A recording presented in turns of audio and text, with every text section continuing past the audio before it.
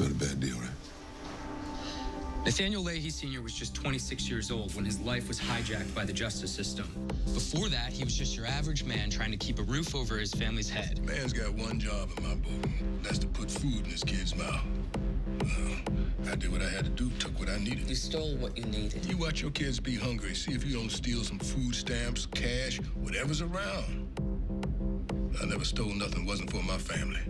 The for-profit private prison system in this country has made commodities of human bodies. African-American bodies in particular are incarcerated more than 5 times the rate of whites. In 1982, you violated your parole 3 weeks after being released. Can you explain that for the court? I came home to a bill from the prison charging me thousands in court fees. How'd they expect me to pay when I couldn't get a job?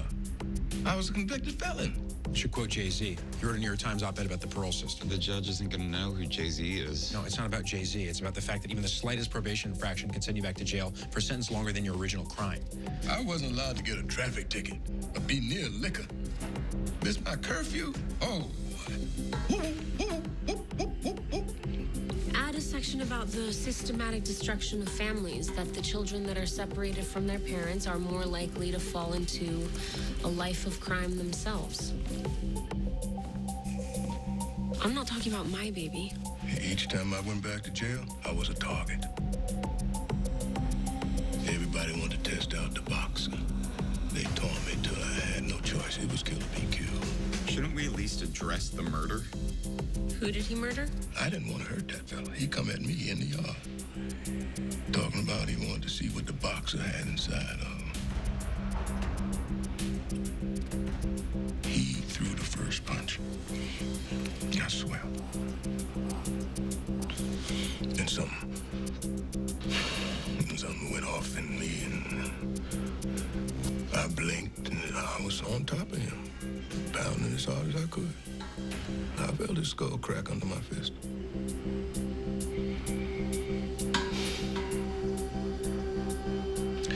They say it took 5 COs to pull me off him.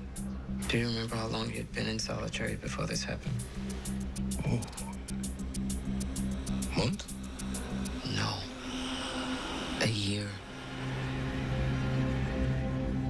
Yes, this was an act of extreme violence, but it was violence that stemmed from the 12 brutal, inhumane months that Mr. Leahy spent in solitary confinement. Calm down, Atticus. My client was not born a criminal, but born into a system that made him one. So? What do you think? It's good, right? Doesn't sound like me. That's what I told him. Thanks for your hard work, but I'm gonna wing it. Fail.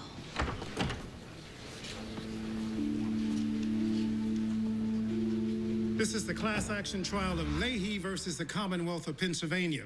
Today we'll begin with opening statements. Witness testimony and documentary evidence will be tomorrow. Ms. Keating, please begin. Thank you, Judge Salinas. Today, I'm proud to present the class action that has the potential to correct the most egregious inequities poisoning our country. My apologies, Your Honor. The Attorney General sent me to notify you and Ms. Keating that no trial will be happening here today. Excuse me? Explain, counsel. This morning, the Attorney General received a King's Bench petition from the Pennsylvania Supreme Court.